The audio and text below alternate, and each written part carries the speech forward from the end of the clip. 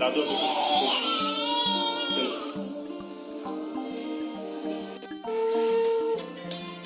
কতক্ষণ লাগবে মা?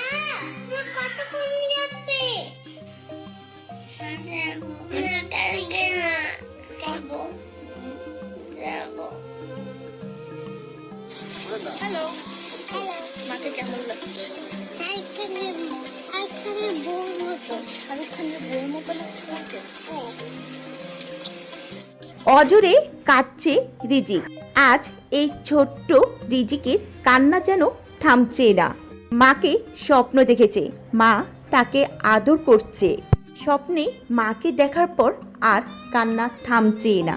হঠাৎ করে রাত্রে ঘুম থেকে জেগে মা মা করে কান্না শুরু করে দিল রিজিক।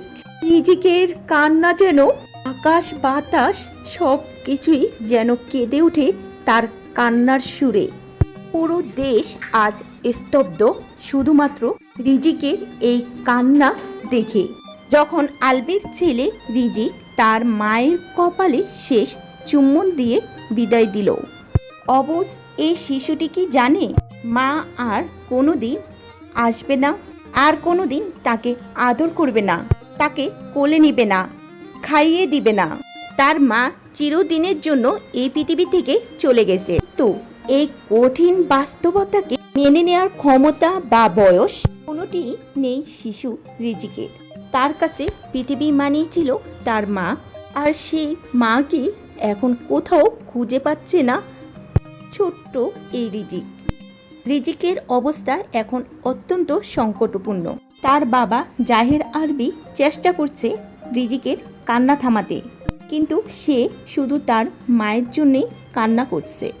এখন সে তার মায়ের ছবির মধ্যেই সীমাবদ্ধ।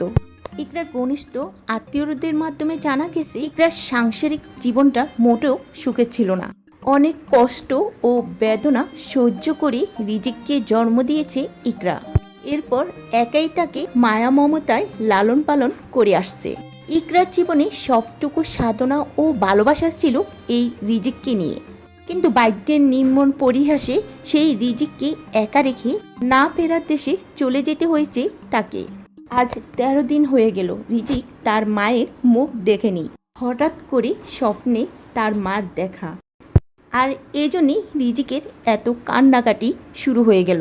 তো ভিউয়ার্স, আপনাদের রিজিকের এই কান্না দেখে কেমন অনুভূতি অবশ্যই ভিডিওটির নিচে কমেন্টে জানাতে ভুলবেন না।